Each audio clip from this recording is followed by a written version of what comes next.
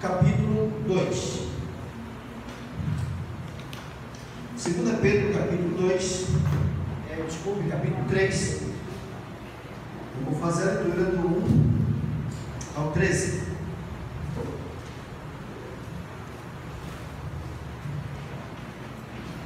Carta de Pedro, na sua segunda carta, capítulo 3.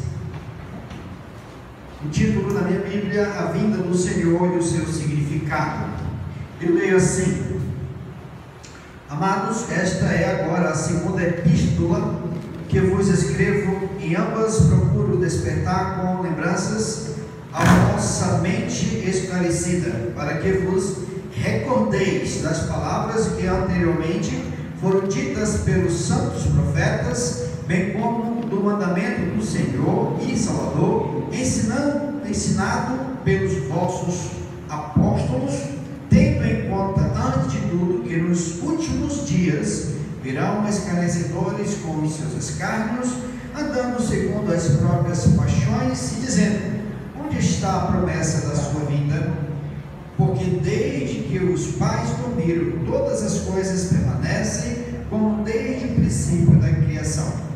Porque deliberadamente esquece que de longo tempo houve céus, bem como terra, a qual surgiu da água, e através da água pela palavra de Deus, pela qual veio a perecer o mundo daquele tempo, afogado em água. Ora, os céus que agora existem e a terra, pela mesma palavra, têm sido entesourados para o fogo, estando reservado para o dia do juízo e destruição dos homens ímpios. Há, todavia, uma coisa, amados, que não deveis esquecer, que para o Senhor um dia é como 1000 anos, e 1000 anos como um dia. Não retarda o Senhor a sua promessa, como alguns a julgam demorada, pelo contrário, ele é longânimo para convosco, não querendo que nenhum pereça, senão que todos cheguem ao arrependimento. Virá, entretanto, como ladrão o dia do Senhor, no qual os céus passarão com estrepitoso estrondo, e os elementos se desfarão abrasados. Também a terra e as obras que nela existem serão atingidas. Visto que todas essas coisas hão de ser assim desfeitas, deveis ser tais como os que vivem em santo procedimento e piedade, esperando e apressando a vinda do dia de Deus, por causa do qual os céus incendiados serão desfeitos e os elementos abrasados se derreterão. Nós, porém, segundo a sua promessa, esperamos novos céus e nova terra, nos quais habita a justiça. Amém? Amém. Deus eterno, obrigado por este momento, obrigado por tudo que já apresentamos a Ti.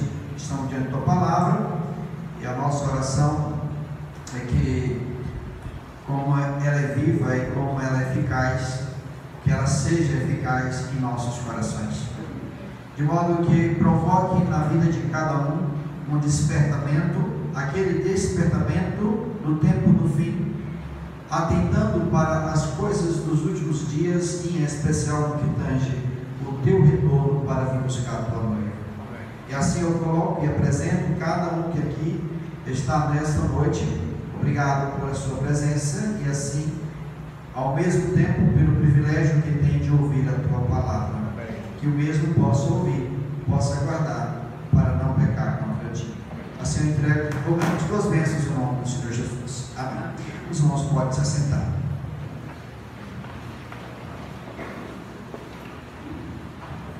Essa mudança de clima, minha garganta inflama. Então, hoje está poupando um pouco, talvez devo dar algumas desafinadas por conta da garganta que está inflamada. Chegando para a conclusiva dessa carta de Pedro, quinta-feira farei a conclusiva. Entretanto, para podermos entender como que Pedro sai de um assunto da apostasia para a vida de Cristo, na verdade ele não sai, ele está acompanhando todo o pensamento da linha escatológica, onde o que precede a vinda do Senhor, um dos sinais é justamente a apostasia. Dentro do segundo capítulo, foi todo discorrido em torno disso. Lembrando que, antes dele falar da apostasia, antes dele discorrer sobre aquele que abandona a fé, aquele que abandona as igrejas, ele primeiro sedimentou a fé da igreja, a fé dos irmãos, que é o que está descrito no capítulo 1, trazendo aquelas virtudes que aqui eu discorri com os irmãos. No total são 8 virtudes. E ele, na conclusiva sobre a apostasia, no verso 21, ou melhor, no verso 22, no último verso, ele fala de uma coisa muito interessante, que é um adágio, um provérbio, né? E esse provérbio ele fala: com eles aconteceu o que diz certo. Com eles, está falando o quê? Com os apóstatas. Apóstatas são aqueles que abandonam, aqueles que passam a negar a obra do Espírito Santo, né? Com eles aconteceu o que diz certo adágio verdadeiro: o cão voltou ao seu próprio vômito, e a porca lavada voltou a revolver-se no lamaçal. Posto isso, ele entra no assunto capítulo 3, que é sobre a vinda do Senhor Jesus Cristo. Esses mesmos apóstatas, eles não, melhor colocando, esses apóstatas, você não vai encontrar eles em fila de banco, você não vai encontrar eles, né, nas empresas. Eles estão dentro das igrejas, tá? Eles estão dentro das igrejas com um papel específico designado por Satanás para distorcer a fé dos fiéis, para trazer confusão, divisão e tudo mais. E essa mensagem, esta verdade sobre a volta do Senhor Jesus Cristo é uma das verdades em que eles procuram distorcer, eles procuram, né, trazer confusão, principalmente no que tange a essas discussões que nós temos hoje de cunho teológico, sobre as vertentes, sobre as posições, né, que nós temos hoje. Pré-milenismo, só hoje precisa de oração, né? Sobre o pré-milenismo, sobre amilenismo, sobre o pós, ou melhor, pré-tribulacionismo, mesotribulacionismo ou pós-tribulacionismo, e tem aquele que é pré-milenista e aquele que é amilenista. Então nós temos essas discussões em que, quando traz para o púlpito, configura discussões tolas, porque essas discussões para mim é interessante, não para o púlpito, né? Mas para quem tem interesse, de modo que não venha se escandalizar ou trazer confusão. Aí eu vejo cada dados por aí, pessoas falar que o que está acontecendo mesmo, gente? Será possível? Peraí.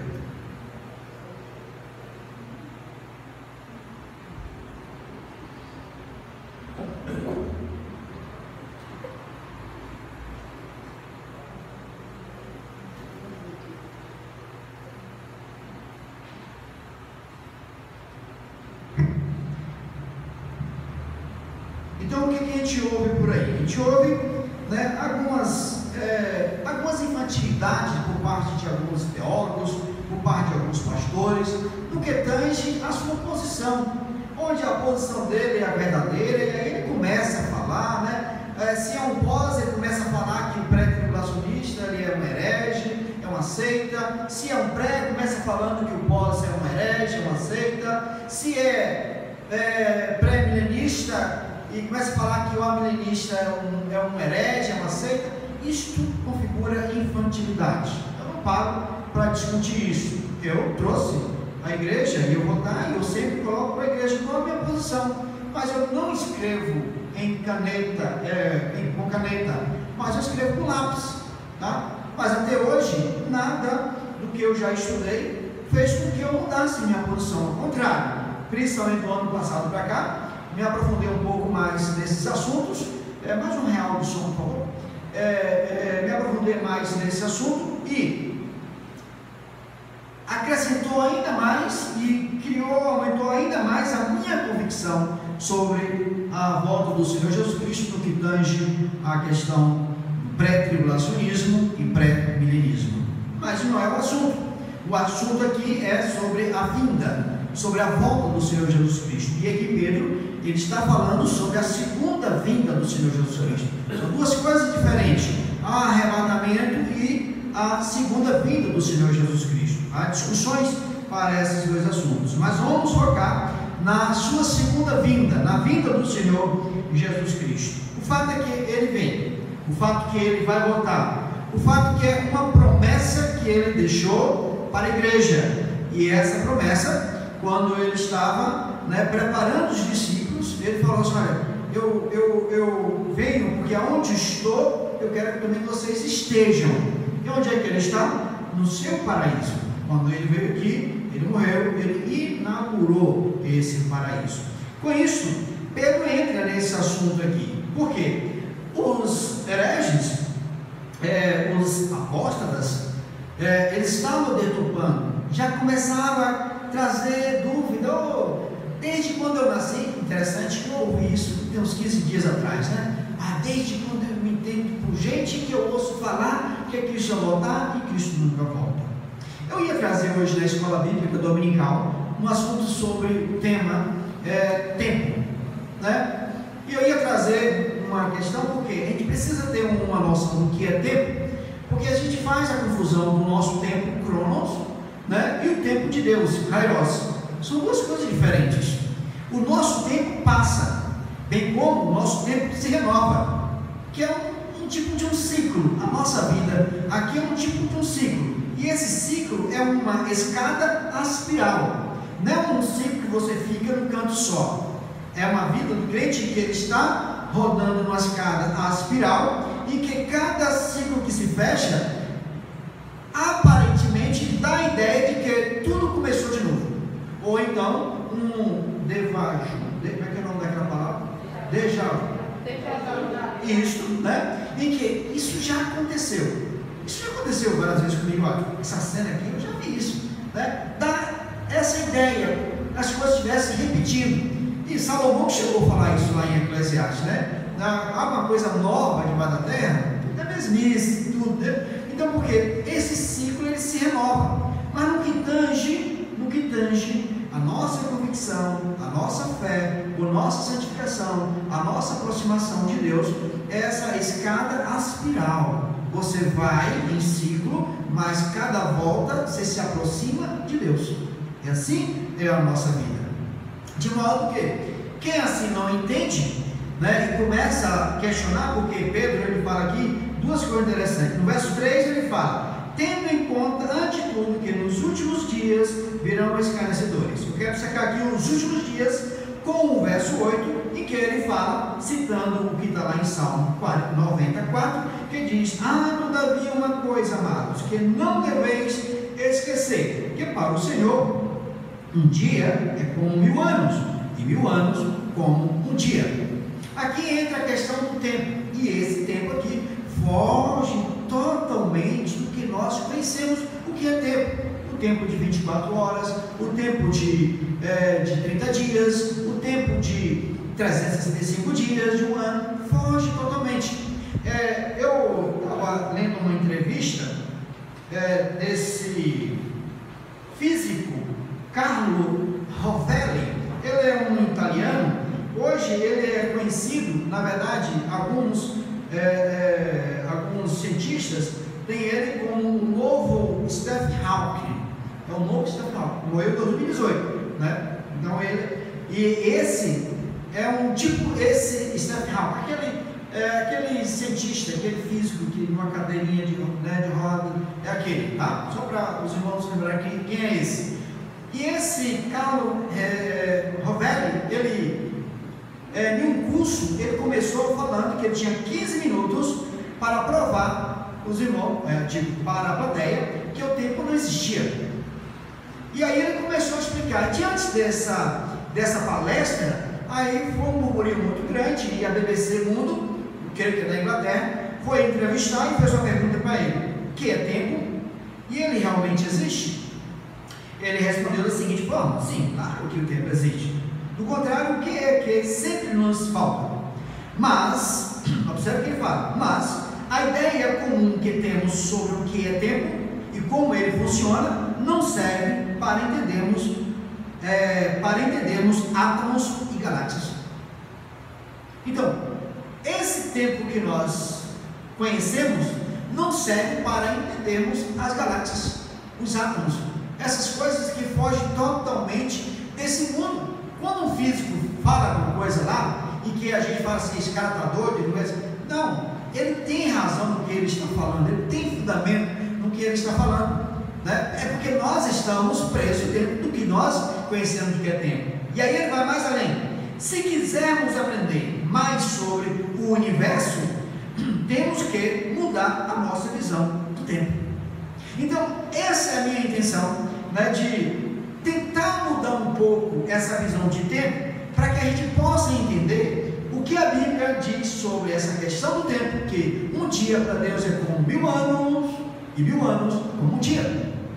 Isso é porque, não sei quantos assistiram, eu nunca tinha assistido, porque eu não tive, como falei hoje de manhã, não tive essa infância, essa adolescência, para estar assistindo esses desenhos como Peter Pan. Mas eu assisti outro dia, porque eu ouvi em um desses cursos aí sobre esse Peter Pan do mundo do nunca, da terra do nunca, e que lá o tempo não passa. E lá é utilizado uma física quântica e que há uma lógica naquilo que eles falam. O Peter Pan e a garotada dele, eles não envelhecem, o tempo para. E é interessante isso. Daí, quando nós falamos que o tempo lá em cima é diferente daqui, né? E aí quando Deus fala que um dia para ele é como 1000 anos e 1000 anos como um dia, é isso mesmo. O tempo para nós voa, mas o tempo para Deus é outro. Então, o que hoje nós consideramos que já há 2000 anos que Jesus Cristo teve, há quase 2000 anos que Jesus Cristo esteve aqui, para Deus são 2 dias. Daí faz lógica aos próprios dias da criação, né? 6 dias criou e o 7º descansou. Num ponto de vista escatológico, 6 dias referente aos 6000 anos para o homem governar a terra. E no último milênio, que é o 7º milênio, é o que nós aguardamos, é o descanso do Senhor, em que, de uma certa forma, já estamos desfrutando, como fala o autor aos Hebreus, mas vamos desfrutar na plenitude quando Cristo voltar e estabelecer o seu reino milenar, porque ele não estabeleceu o seu reino milenar, ele está ainda aqui, né, trabalhando no nosso interior. Ele colocou dentro de nós um espírito novo, colocou dentro de nós uma mente nova, e esse novo está aqui dentro de nós, e esse novo hoje ele milita contra a carne. Por isso que nós não temos sossego, e não podemos ter sossego, e não podemos entrar na onda, né, do comodismo, do conforto, porque uma luta, uma militância requer o quê? Vigília, uma vida de vigilância. Por isso que Jesus Cristo fala: estejais vós atentos, apercebidos, porque a hora em que não imaginais, o Filho do Homem virá. Posto isto, nós entendendo um pouco sobre essa questão do tempo, e o próprio Pedro, interessante aqui, quando ele fala nos últimos dias, ele, quando lá em Atos capítulo 2, verso 28, olha só, ele pegou uma profecia de Joel, e olha o que ele falou aqui, parafraseando, citando a profecia de Joel, no capítulo 2, verso 17. Olha o que ele fala: e acontecerá nos últimos dias, diz o Senhor, que derramarei o meu espírito sobre toda a carne, vossos filhos e vossas filhas profetizarão, e os vossos velhos terão visões, e sonharão vossos velhos. O que ele fala? Acontecerá nos últimos dias. É o que estava acontecendo. Está dizendo o quê? Essa profecia está se cumprindo nos últimos dias. Quantos anos já tem quando aconteceu isso aqui? quase 2000 anos. E como ele fala nos últimos dias? Que é justamente isso. São os últimos dias da criação, o 5º para o 7º dia, né? Tivemos já o 5º, tivemos o 6º e agora vamos entrar no 7º.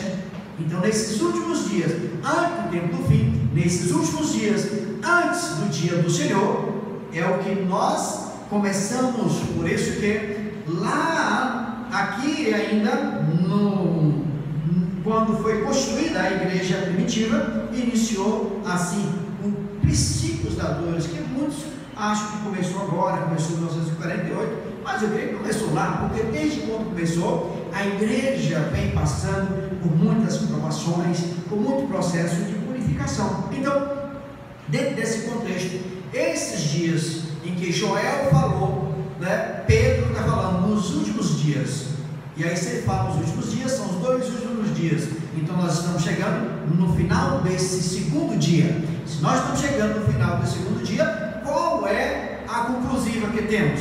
Que próximo está o retorno do Senhor Jesus Cristo. Bom, se próximo está o retorno do Senhor Jesus Cristo, vamos continuar dando ouvido a essas pessoas, como ele fala aqui no verso 4, e dizendo: onde está a promessa da sua vinda? Porque desde que os pais dormiram, todas as coisas permanecem como desde o princípio.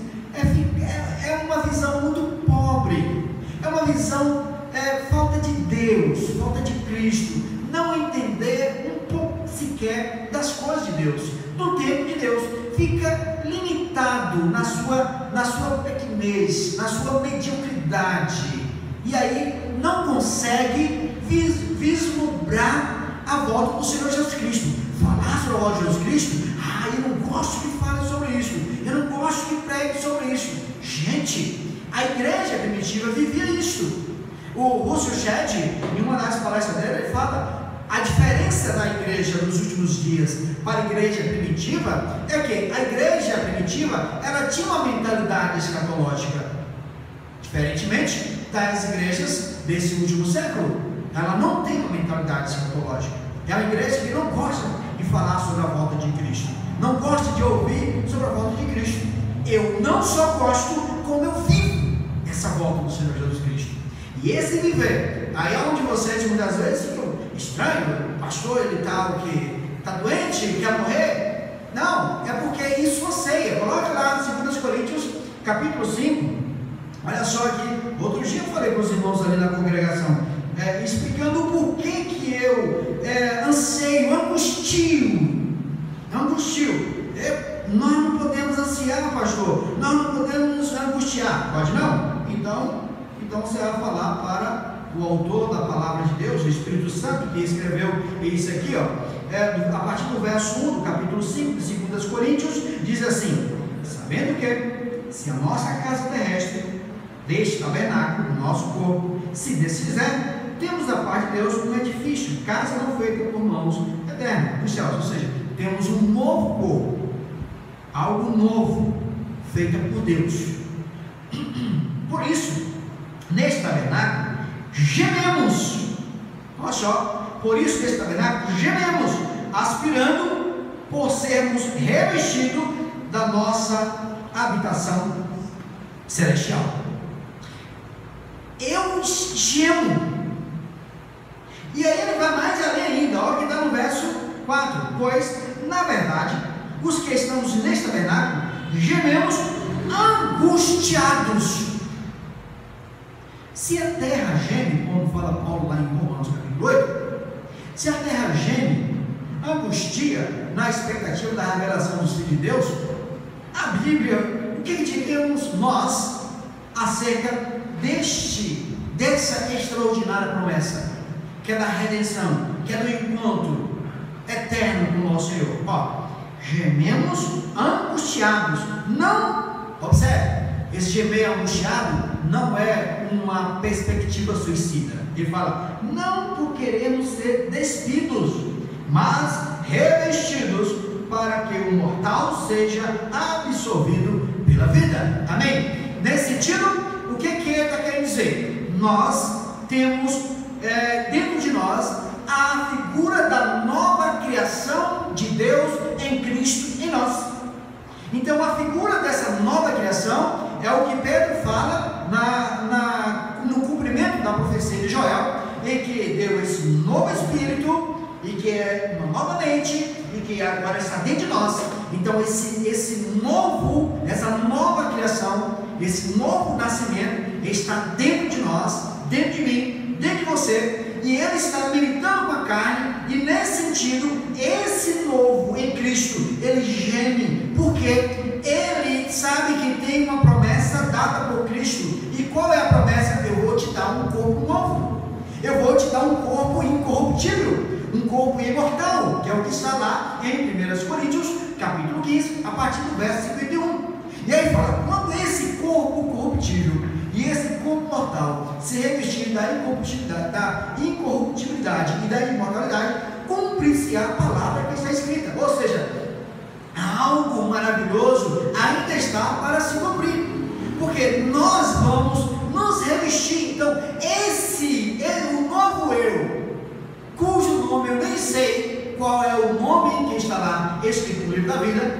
só sei o nome humano, o nome carnal, o nome que minha mãe deu, José Newton, né? Mas o novo nome dado por Deus, né, eu não sei ainda. E o novo José Newton, que Cristo criou, que Deus criou em Cristo, está dentro de mim, e ele vive nessa angústia, vive nessa expectativa de um dia ver Cristo vindo, porque sabendo que a volta de Cristo, ele vai trazer novas vestimentas, ou seja, um novo corpo para o novo que ele botou dentro de mim. Porque enquanto aqui estivermos, há essa luta. O corpo vai amanhecer pela manhã, vai dizer que você é um pobre coitado, vai dizer que você começa a alimentar o seu complexo de inferioridade, começa a colocar que Deus não existe, que igreja é tudo a mesma coisa, que pastor é tudo a mesma coisa. Ele começa a colocar um bocado de coisa na tua mente, e aí se você dá lugar, vai dando lugar carne, você tem que estar todos os dias em constância em oração, clamando para que nessa balança entre a carne e o espírito, você sempre tem que estar no espírito, para que o estar no espírito, você possa saber fazer leitura de mundo, do que está acontecendo no mundo. Quando está na carne, a leitura que se faz na carne é: eu quero ser o cara, eu quero ser o cara rico, ou seja, é aquela perspectiva materialista, quero ser e quero ter. Mas quando está na perspectiva do Espírito, eu quero o novo que o Senhor me prometeu, eu quero estar para sempre com o Senhor, porque isso Ele prometeu. Eu quero reinar com Cristo no seu novo governo. Eu quero, agora enquanto aqui eu estou, eu não posso ficar nem dando lugar à carne e nem ficar na teoria. Eu quero, enquanto aqui eu estou, mesmo angustiado, mesmo vivendo na expectativa, eu olho para o céu constantemente, né? Quando Senhor, eu vou estar indo ao teu encontro, quando ainda mais quando eu fico visualizando mentalmente, essas passagens, como foi a de hoje pela manhã, desse Moisés indo ao encontro desse Deus extraordinário, desse Deus terrível, em que o monte estava lá sacudindo, o trovão, relâmpago, toque de trombetas e tudo mais, e ele indo ao encontro com muita serenidade, sabendo e tendo confiança no Deus que ele conhece. Então é esse Deus que eu quero, e eu quero cada vez mais estar ao lado dele, nessa perspectiva. Eu busco e vivo, e ninguém vai fazer com que eu mude a minha posição, porque a minha posição é bíblica, e diante dessa posição ninguém vai conseguir tirar. Mas muitos estão fazendo isso, muitos estão, como tem um pastor descarado aí, lá nos Estados Unidos. Aqui no Brasil eu não duvido que tenha também não, mas o que esse pastor está fazendo? Ele está, olha, se vocês me darem mais dinheiro, Jesus Cristo volta. Isso aí, ele não voltou ainda porque vocês estão ranzinza comigo. Já é um cara podre de rico, já é pastor. Aí ele fala que Cristo não voltou ainda porque ele está ganhando pouco. Miserável. Imagine aí o que vai acontecer com esse indivíduo na volta de Cristo. E dentre esses tem muitos. Outro dia, aqui no Brasil, agora na verdade, acho que foi esse ano, então algo assim tão escandaloso aconteceu na igreja. Estavam lá dando as suas profecias, aí outra veio cá e falou que aquela profecia é mentirosa, virou aquela confusão dentro da igreja, precisou o pastor, o presidente da igreja lá, não sei quem foi, cancelar o culto. Esse tipo de confusões que as pessoas estão fazendo hoje. As pessoas escarnecendo, fica olhando para nós como desprezível. Isso é bom, porque Cristo veio buscar os loucos e os desprezíveis, como fala Paulo na sua primeira carta aos Coríntios. E o que Cristo fez hoje nos ensinando, no texto das crianças? Se você tornar como crianças desprezíveis, insignificantes para o mundo, mas para mim, vaso de honra. Ele quer que você torne-se desprezível, para que humildemente nas mãos dele, ele vai te colocar numa posição de vaso de honra. Fazendo isso, o que ele fala? Algumas coisas interessantes aqui com relação a algumas características, que nós temos que observar sobre o que antecede a volta do Senhor Jesus Cristo. Primeiro, com relação à terra, ele fala no verso 7: ora, os céus que agora existem e a terra, pela mesma palavra, têm sido entesourados para o fogo, estando reservados para o dia do juízo e destruição dos homens ímpios. Olha só, o dia do juízo não é para a igreja, meus amigos. O dia do juízo, o dia de Deus, o dia do Senhor, é para os ímpios. Para os ímpios. É uma das razões porque eu creio que a igreja ela vai ser arrebatada, dentre tantas outras, porque o dia do juízo é para os ímpios, não é para a igreja. Mas a terra está entesourada. E como que ele fala que vai ser desfeito? Fogo. É com fogo. Meus irmãos, você tem notado, eu estava fazendo uma pesquisa, e nessa pesquisa aqui, lá de Madrid, El País, jornal El País, ele fala aqui o seguinte, a Laura Camacho: o planeta Terra tem cerca de 1.500 vulcões potencialmente ativos. 1.500. Aí ele fala, desses 1.500, 50 estão explodindo neste momento sem consequências graves. Ok. Aí fala, o pesquisador explica que há registros históricos de erupções de cerca de 500 vulcões.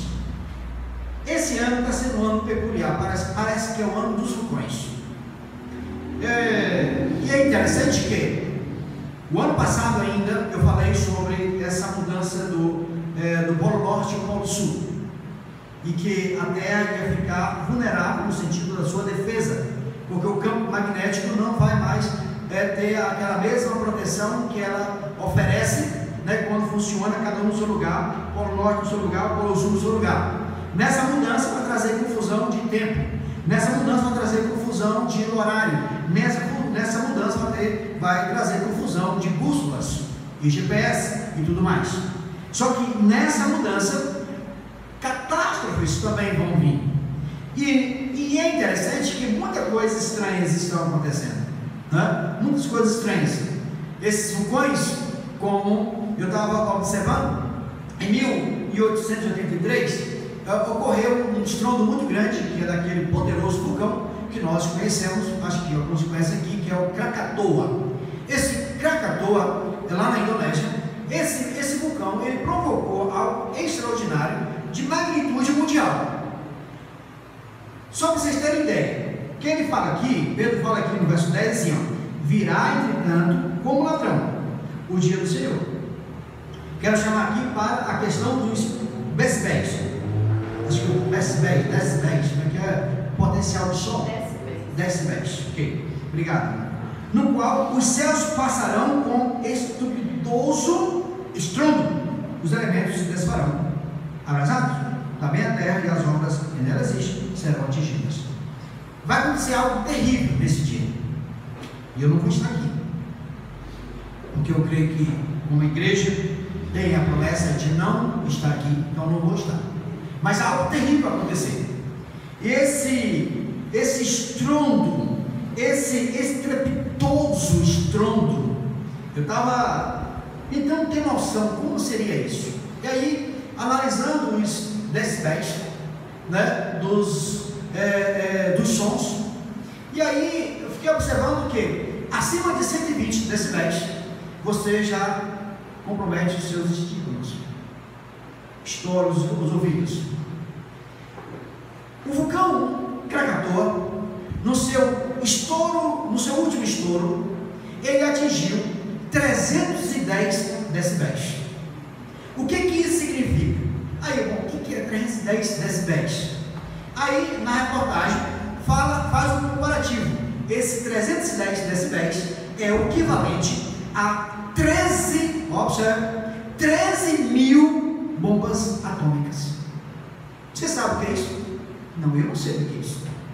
Porque duas que caíram ali no Japão, lá na Segunda Guerra, até hoje, e todo mundo está com medo e muitos sofrem consequências. Agora imagine aí, 13 mil bombas atômicas numa única explosão. Essa explosão, ele trouxe, né, inverno para o mundo todo. Por isso que alguns filmes, aquela coisa cinzenta, porque passou um bom período, né, sem ver o sol, porque a cinza cobriu todo o globo terrestre. Foi algo extraordinário. Aí esse vulcão está onde? Está lá na Indonésia, ele está adormecido. Mas desde o ano passado ele vem, olha, eu estou querendo acordar. Aí tem esse vulcão aí lá na Espanha, na ilha lá da Espanha. É um vulcão que já causou um burburinho aqui no Brasil. Ele parou? Não, ele continua em ativo. Já está, até ontem, quando eu vi, já em 10 bocas. Já na 10ª boca que ele está em estado de explosão. Você fala assim que vai assustar? Não. Eu estou lhes falando que essas coisas, essas coisas que estão acontecendo, corrobora para aquilo que o Senhor está falando na sua palavra, meus amados. Nos últimos dias, tais coisas estranhas iriam acontecer. E aí eu fico pensando, esse estrondo, como seria esse estrondo na vida do Senhor Jesus Cristo? Eu não tenho noção. E nem quero ter, porque eu não vou estar aqui. O único estrondo que eu quero ouvir, o único barulho que eu quero ouvir, é a trombeta de Deus me chamando, me convocando para o seu exército celestial. É esse que você precisa ouvir. É isso que você precisa se atentar. Porque fazendo assim, aí ele fala no verso 12, olha, apressando, ou seja, esperando e apressando a vinda do dia do Senhor. Então, como devemos esperar e apressar a vinda do Senhor? Pastor, pode apressar? Pode. Depende da igreja. Como? O verso 11 responde, ó, visto que todas essas coisas vão de acontecer, ele está falando, olha, tudo isso vai acontecer, no dia do Senhor não vai acontecer essas coisas, né? Esse estrepitoso, estouro, som, barulho, terra sendo queimada e tudo, não vai acontecer? Vai. Agora observe, visto que essas coisas vão de ser desfeitas, deveis ser tais como os que vivem em santo procedimento e piedade. Vão acontecer? Vão. Mas o que deve ser o nosso procedimento? Nesse santo procedimento e piedade. Por isso que ele começou calçando lá no capítulo 1, né, as características que devemos evidenciar como nova criatura. E santo procedimento, ele fala na sua primeira carta, né, que nós somos chamados à santidade, nós somos chamados à santidade amadurecida. É um processo de busca, meus amados. Não cruza os braços. Eu falei aqui na última quinta-feira, tem gente que acha que trabalhar na igreja é só dirigir e pregar. Isso não é incumbência de crente. Não é incumbência de crente. Crente é para pregar o evangelho. Ovelha gera ovelha. Crente é para viver em santo procedimento, ser exemplo para a sociedade, para transformar o mundo. Você não vai transformar o mundo dirigindo o culto, ou pregando, ou cantando simplesmente aqui na frente, ou tocando, ou pregando. Não.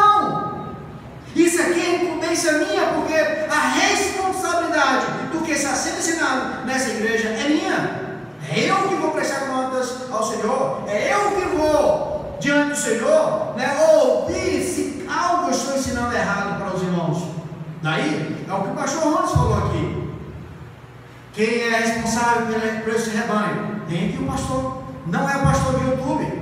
Pastor de YouTube não te conhece. Pastor de YouTube quer que você dê lá o seu like, ou o seu... na verdade ele não quer dislike, ele quer like, né? Ele só quer like. Ele quer dinheiro. Torne-se membro, né? Ele quer isso. Eu sou igual a ele? Igual a eles? Não, não sou. Eles são muito melhores, muito mais inteligentes. Não é à toa que tem canal no YouTube. Eu não tenho competência para ter um canal no YouTube, mas do ponto de vista bíblico, eu não digo que eu estou inferior a eles, porque para mim isso aqui basta. Para mim isso aqui interessa. Então, nós estamos agora na iminência da assembleia para a nova diretoria. O que você quer? Você quer o cargo de pastor? O que você quer? Você quer, eu quero só dirigir culto. O que você quer? Só quero só cantar? Olha, meus irmãos, deixa eu chamar a atenção de vocês. A igreja de 1 Coríntios, a Bíblia diz que era uma igreja que não tinha falta de nenhum dom. Entretanto, era uma igreja infantil. Mas não tinha nenhum dom, era para ser uma igreja. Ela não tinha nenhuma falta de dom, mas era uma igreja infantil. Tanto é que levou às divisões. Eu sou de Paulo, o outro, epa, eu sou de Apolo, o outro, epa, eu sou de Jesus, o outro, epa, eu sou de Pedro. Isso é infantilidade.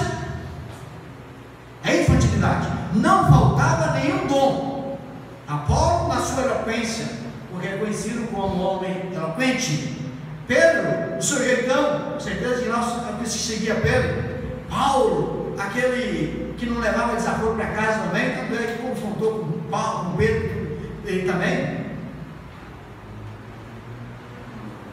Era infantil.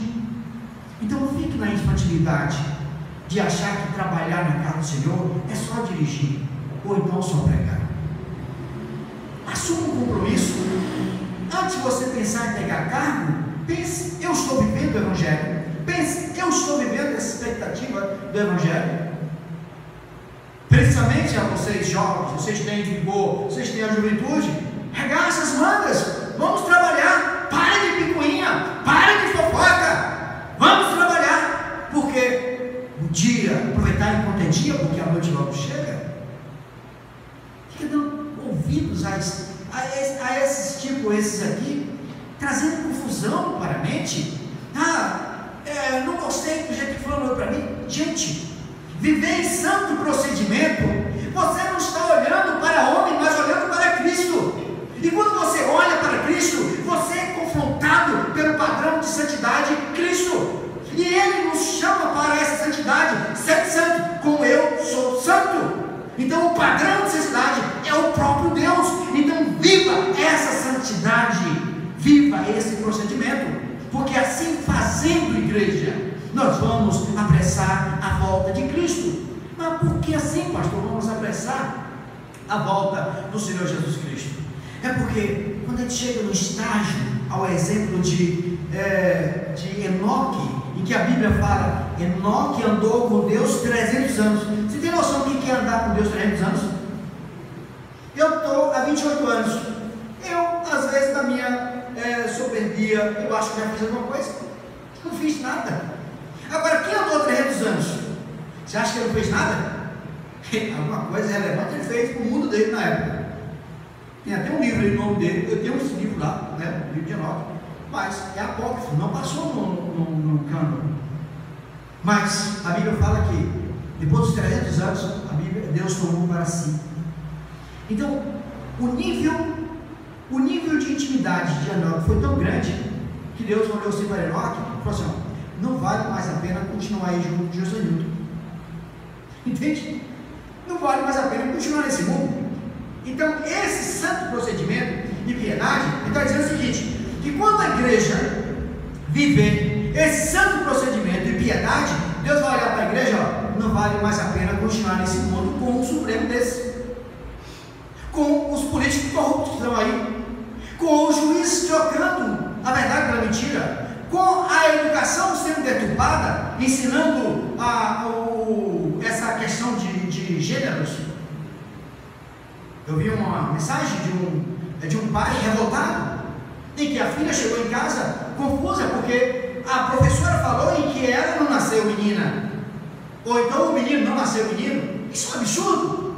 Nós, como igreja, não podemos calar diante dessas aberrações. Devemos levantar a bandeira daquilo que a Bíblia nos ensina.